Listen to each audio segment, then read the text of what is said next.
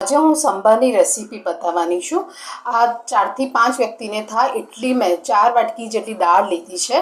આ દાળને ધોઈને પલાળીને અડધો કલાક માટે હું પલાળીને પછી કુકરમાં હું એને બાફી કાઢીશ। તો અડધો કલાક માટે આને પલાળીને રાખીશું, જેથી કરીને દાળ એકદમ સરસ ફૂલી જશે અને એકદમ સોફ્ટ બનશે। તુવેરની દાળને બાફીને રેડી કરી દીધી છે। તો મેં થોડીક આમાં બાફતી વખત તેલ પણ એડ કર્યું હતું, જેથી કરીને કુકરમાં આપણે જ્યારે બાફવા મૂકીએ છીએ ત્યારે ઉભરાય તો થોડુંક તેલ એડ કરવાનું અને થોડીક મેં હળદર એડ કરી હતી। તો આ બફાઈને હવે રેડી છે। હવે સંભાર કઈ રીતે બનાવવાનો એ પણ હું તમને જણાવી દઈશ। સંભાર બનાવવા માટે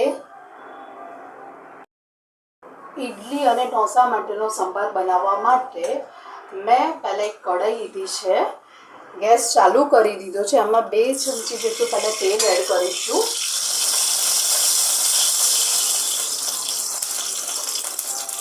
ગેસ ધીમો જ રાખવાનો। 1 ચમચી રાઈ,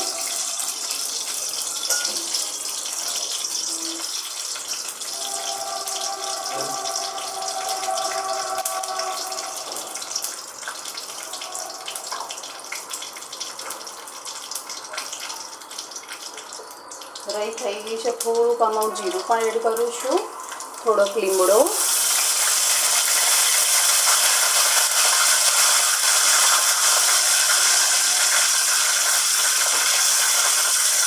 અહીંયા મેં બટાકા લીધા છે, તો 1 બટાકાને મેં સમારીને રાખ્યું છે।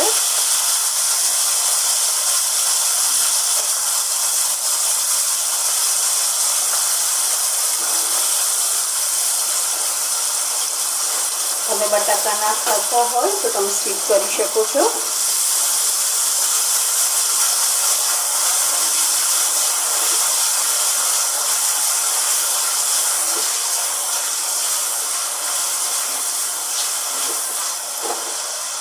આમાં મેં સરગવો પણ એડ કરું છું, કે સરગવો આવે છે ને એને ધોઈને છાલ કાઢીને આવી રીતે લાંબો લાંબો સમારી દીધો છે।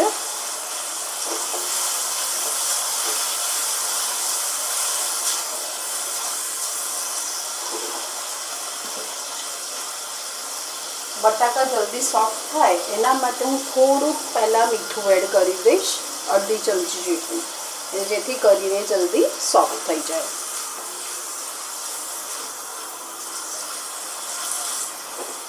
તો આને ઢાંકીને થોડીક વાર સિજવા દઈશું। બટાકા થોડાક ચડી ગયા છે અને પછી આપણે થોડુંક પાણી એડ કરીને થોડી વાર પણ એને સિજવવાના છે। તો મેં આની અંદર 1 ચમચી જેટલું કાશ્મીરી મરચું લીધું છે, એનાથી કલર બહુ સરસ આવશે।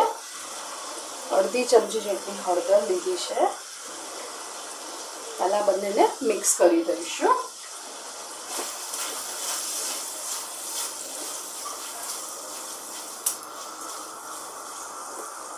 હવે આમાં હું ડુંગળી પણ એડ કરું છું। તો મેં અહીંયા 2 ડુંગળી લીધી છે। એને ચોપરમાં ચોપ કરી દીધી હતી। થોડાક 2 લાલ મરચાં છેલ્લે જ નાખવાના, નહીં તો કાળા પડી જાય છે। અહીંયા મેં 3 જેટલા ટામેટાં લીધા છે, એ પણ એડ કરું છું। આ પાછું મિક્સ કરી દઈશું।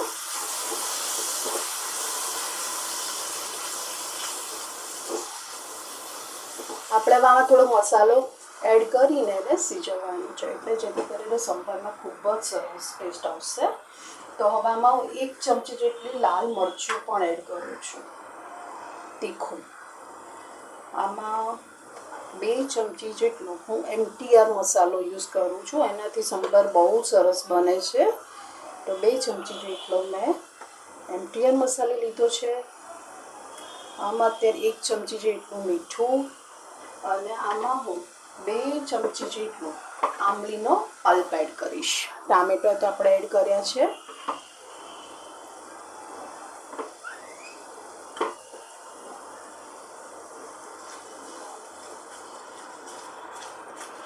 અને મિક્સ કરી દઈશું।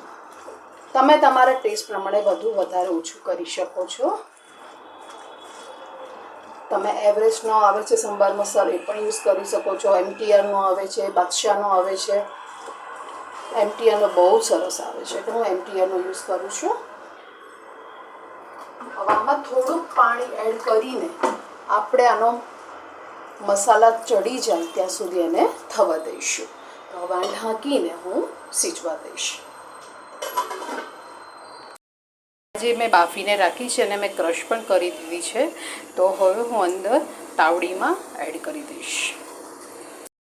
મેં પાણી નાખીને એને સરખી કરી દીધી છે. બહુ નહીં બહુ જાડી કે નહીં બહુ પતલી. હજી આવું કરશે તો પાછી થીક થઈ જશે. તો આમાં મેં એક અડધી ડુંગળીને ક્યુબમાં કાપીને રાખી છે, એ પણ હું એડ કરું છું. થોડાક લીલા મરચાં એ પણ એડ કરું છું. હવે આને ઉકળવા દઈશું. થોડીક થીક થશે પછી હું ગેસ બંધ કરી દઈશ. સંભાર ઉકળી ગયો છે તો આમાં હું નહીં જેવો ગોળ એડ કરીશ, કારણ કે સંભારમાં બહુ ગોળ હોય તો મજા ના આવે, દાળ જેવું લાગે. તો તમે તમારા ટેસ્ટ પ્રમાણે ગોળ એડ કરી શકો છો. અને 5 મિનિટ પછી હું ગેસ બંધ કરી દઈશ. હવે અમારો સંભાર રેડી થઈ ગયો છે તો હું સર્વિંગ બાઉલમાં પણ કાઢી લઈશ. સર્વિંગ બાઉલમાં મેં સંભારને સર્વ કરી દીધો છે. તો તમને મારી આ રેસીપી કેવી લાગી? જો સારી લાગી હોય તો લાઈક કરજો, કોમેન્ટ કરજો અને સબસ્ક્રાઈબ કરજો. Thank you for watching.